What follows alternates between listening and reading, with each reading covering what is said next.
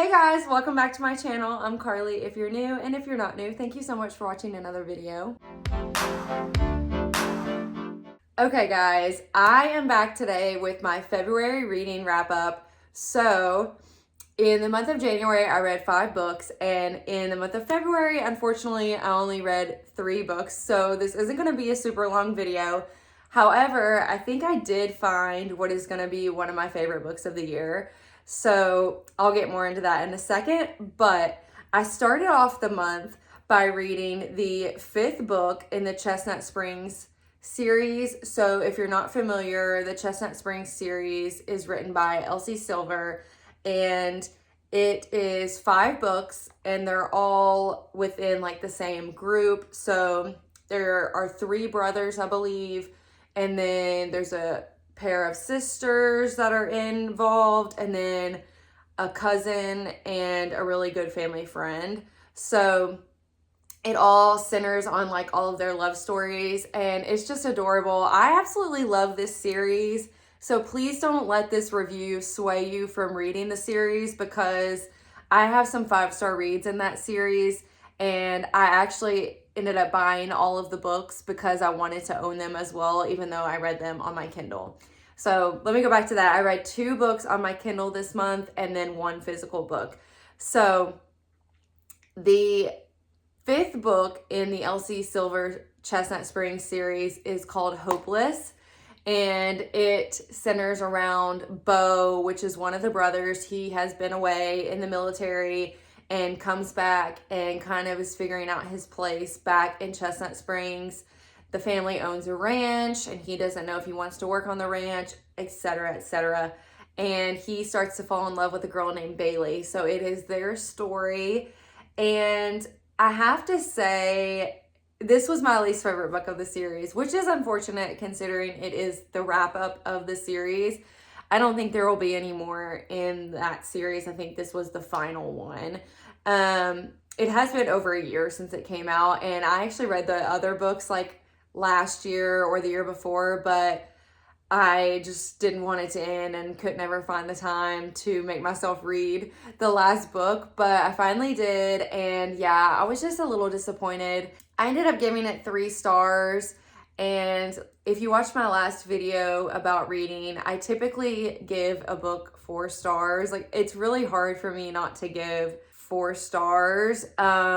It takes a lot for me to give a book 5 stars, but it also takes a lot for me to give a book 3 stars. So like, I have to really not enjoy it to give it 3 stars pretty much. So I don't know. There were just some things in the book about Bo that I didn't care for. There is an age gap as well. It's about 12 years, I think. I don't know. I just thought she was super young, and I didn't love that part of it. Some people love age gaps, and that's fine.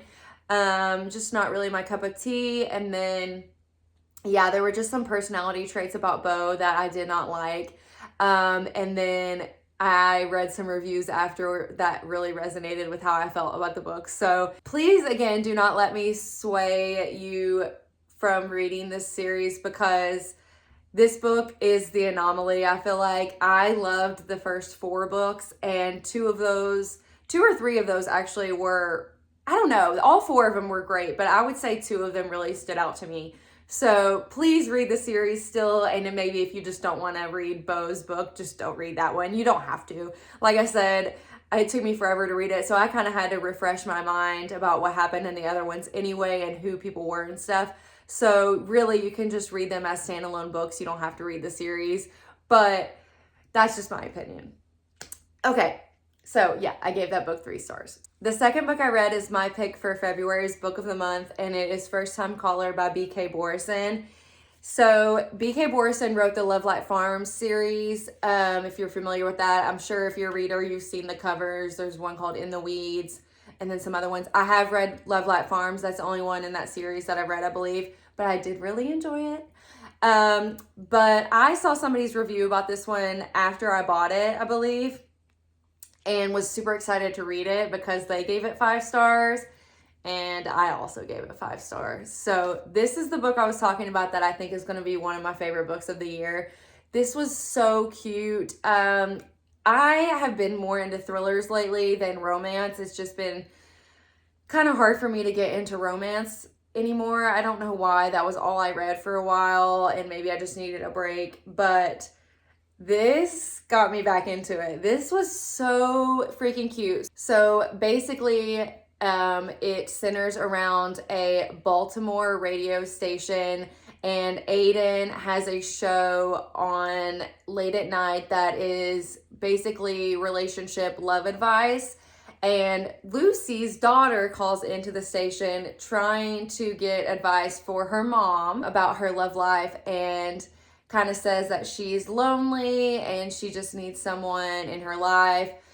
She walks in on her daughter talking on the phone and thinks she's talking to some old guy late at night or something, and gets on the phone and starts talking to him on the show, live on the show. And basically it turns into her getting to come into the station and kind of be the radio version of The Bachelorette. And it is just adorable. I loved it. It's super easy, quick read, and just very cute, and especially Valentine's Day-esque. So I read this, I think I started this actually on Valentine's Day, and it was the perfect time to read it. But obviously you can still read it anytime. It is just so, so cute. And like I said, I think this is going to be one of my favorite books of the year. I just really enjoyed everything about it, and didn't think it was cringy, didn't think anything negatively about it. And I'm definitely going to read more by B.K. Borison now that I enjoyed Love Light Farms and this one. So I highly recommend this book. And then the last book I read was Do You Remember by Frida McFadden. Like I said, I have read a lot of Frida McFadden books, and it's kind of my go-to if I'm in like a slump or don't know what to read. So I was on my way to Disney and I wanted something for the flight. And originally I downloaded Mile High. I've had that on my Kindle for a while, so I thought I'll try that. Downloaded that and downloaded the Frida McFadden book and maybe one other one. And when I got on the plane, I started reading Mile High. And again, it just kind of immediately gave me like the ick. I don't know. I guess I wasn't in the mood for romance. I don't know. So I opened Do You Remember, and during this 1 hour, 30-minute flight, whatever, I read like the first 80 pages, which is a lot for me. And it's quick chapters, really easy to get into, and I was hooked on it. So I read that one pretty quickly. I don't know. I enjoyed it. I gave it 4 stars. I enjoyed it, but the ending fell a little flat for me. So the premise of the book is the main character, Tess, wakes up and the last thing she remembers is getting engaged the night before. And when she wakes up, she looks in the mirror. She doesn't recognize herself.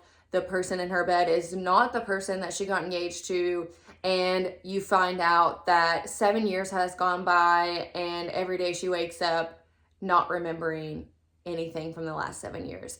So she wrote herself a letter. She reads that every day. The guy that she's with is now her husband, and there's wedding pictures of them all over the house. He has her read that letter to herself every day, basically saying like she's okay, these people are taking care of her, blah, blah, blah. Throughout the book, you're just like, something's not right. At one point, you think he's drugging her, etc. It's very interesting and keeps you hooked the whole time, or it did me personally. But again, the ending just kind of fell flat for me. I don't know. I don't know what to think of it. I'm still kind of processing it. I did enjoy it. And like I said, it kept my attention and was a quick, easy read. So again, I gave it 4 stars. I do recommend it, and I would love to know what you think about the ending. If you do read it, please let me know. I wanted a little bit more, I guess. Again, those are the only 3 books I read for this month, or for the month of February. Hopefully in March, this current month, I will read a little bit more and have a longer video for you. Please let me know if you've read any of these books in the comments, or if you want to read any of these books. Again, I highly recommend the Chestnut Springs series despite my review of the last book. And then I obviously highly recommend First Time Caller by B.K. Borison.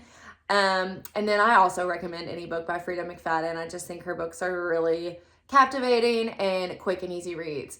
Now, I will say the book I'm currently reading is Stillhouse Lake. And I was looking for something to read that was on Kindle Unlimited, so I kind of just searched on TikTok thriller reads or best reads on Kindle Unlimited and found this Stillhouse Lake series. I had never heard of it, so originally I wanted to read that in the last few days of February and include it in this video, but I really struggle with long chapters. I don't know if you're like that. I love a book with short chapters. This book, I am only on chapter 4 and I'm on page 100, so it's just very hard for me to continue reading when it's like that. So I'm reading it very slowly, but again, hopefully I'll read more in this month. And I did read reviews on this book, and people said it's one of the best thrillers they read of the year whenever they read it. So I'm still gonna see it through. So you'll see my review in the next month's video. Let me know what you read in the month of February if it wasn't any of these books. And just let me know what you want to read and what you're looking forward to read this year. If there's any upcoming releases or whatever it is, I want to know. But thank you guys so much for watching, and I'll see you in the next video.